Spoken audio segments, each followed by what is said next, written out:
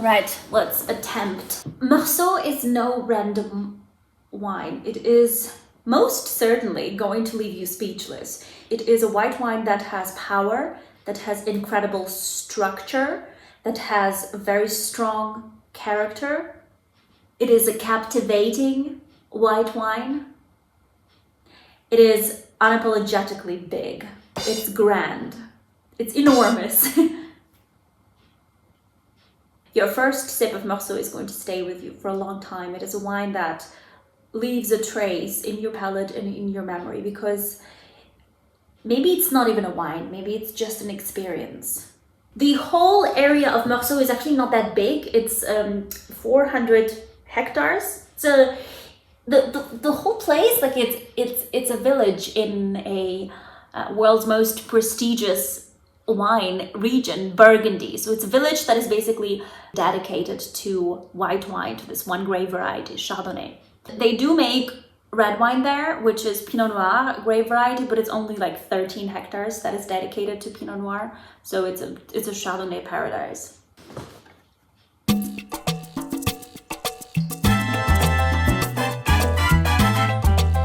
Like, look at this color. It's spectacular.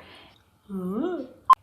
If you talk to winemakers in Meursault, none of them is going to tell you that they're making a Chardonnay wine. In fact, they're going to make sure that you understand that this is not a Chardonnay wine. They have this philosophy where they use a grape variety as a tool of expressing a place. And that is exactly the reason why they do not put a grape variety on the bottle, because it is not paramount. It is not of paramount importance. What's important is the place where the grapes come from. And in this case, the place is called Meursault. So that's exactly what you're going to see on the bottle. And I want to say that this is how most of the winemakers view winemaking in Burgundy. They use grape varieties, be it Pinot Noir or Chardonnay, as a tool to express the place where they are grown.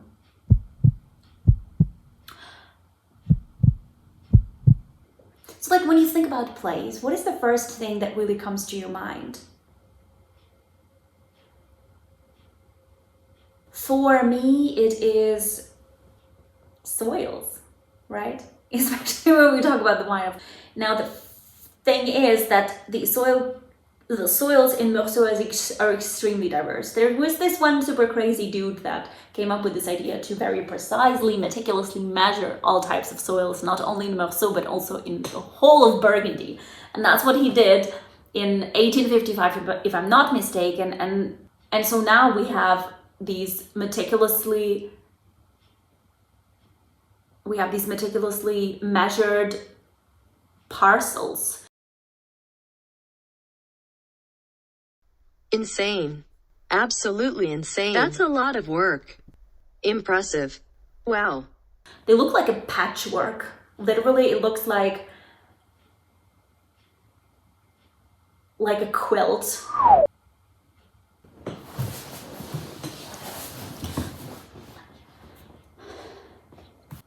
Les Charmes, Genevrières, les Perrières. Les Charmes is a parcel which produces very expressive wines. Like, the French even call them gras, which means fat. Like these really luscious, buttery, rich white beauties. And then we have Genevrières. Genevrières for me is more like elegance and lots of floral aromas, like those acacia flowers and then Les Perrières is the most mineral parcel. It is the parcel where you would get most of the grip. The wine is going to be very straightforward, but even a bit salty, a bit flinty, like it would have this smoky character even. Like, generally, when you speak about Meursault wines, you speak about this contrast. You know, on one hand, you have this very lots of, it's a very flavorsome wine, and on the other hand, it is still quite elegant.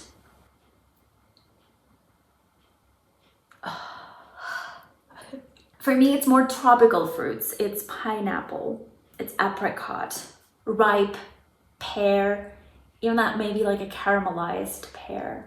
There's a lot of nuttiness going on.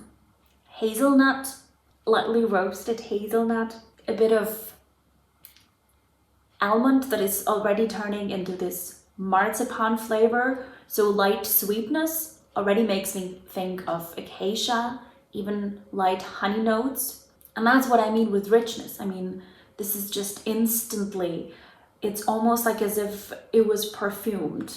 It's beautiful. It's a gorgeous white wine. It's absolutely gorgeous. Breakfast toast. There's lots of toastiness. Maybe a bit of that baked apple. My grandmother used to make, or my mom, actually both of them, they used to make these apples. They would cut out the middle of the apple. They would stuff it with cottage cheese mixed with a bit of vanilla, and they would put it in the oven and they would bake it all. And then the smell of it was just absolutely spectacular. And that is, it reminds me a bit of that. It has this wonderful sweetness, but in a very bakey, cakey way. Not too doughy, more like baked apples. Oh, damn! It's so intense. How can you not be in awe of wines like these? There's one more thing that I wanted to mention when it comes to Meursault winemaking, because there's a very strong tradition of aging these white wines in oak barrels for a very extensive period of time. I'm talking at least like 12 months to 16 months, sometimes even 24. There is one more specific technique that the winemakers use in Meursault, which is called bâtonnage. When you gather the grapes, you want to have alcohol in the wine, right? And the process when the alcohol appears in the wine is called fermentation. That means basically that the yeasts are going to eat sugar, they are going to die, the yeasts, and they are going to produce alcohol. So the process of yeast eating the sugar and then converting that into alcohol is called fermentation. As a result of that fermentation, there are these yeasts, they die out, however their cells remain.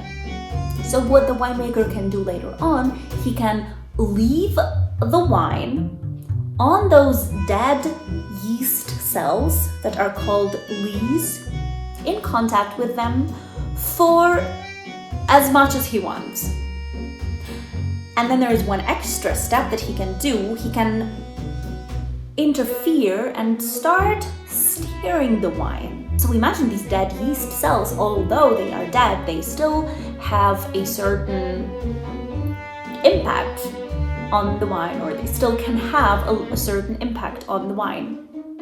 And so if you continue to kind of bother them to stir the lees, a process which is called bâtonnage, the steering of the lees or the dead yeast cells, if you continue doing that, the wine is going to get this wonderful creamy touch, creamy character. Was that understandable? Was that easy to understand? Was that enough? What's so infatuating in these wines is that What's so infatuating about these wines is they combine these, on one hand, this wonderful freshness, that minerality, and on the other hand, they have this wonderful creaminess. So you've got this contrast. I'm not spitting. It is 10 o'clock and So remember bâtonnage, just remember that. That's a very important technique, especially in Burgundy, they very often use it. Bâtonnage, the stirring of the lees. Sometimes in the wines of Meursault, I have this yogurty feeling, as if you're having that like apricot yogurt or pineapple yogurt. Also interesting fact that there is no Grand Cru parcels in Meursault. Although most say that these three top parcels, Geneuvrière, Les Perrières, and Les Charmes deserve the status of Grand Cru. I actually heard some winemakers saying that when the whole parcel classification process was about to be finalized, there were some villages which are situated really close to each other, like Meursault, Pommard, and Volnay, who said, you know what, we don't even want to submit any of our parcels to be classified as a Grand Cru. We specifically want to ask them not to classify our parcels as a Grand Cru to avoid high taxes, because apparently if your parcel is classified as a Grand Cru, you gotta pay enormous taxes. Thank you so much for watching. I will see you next time. You're great. You're great for watching this vlog. And bye. Bye, see you soon.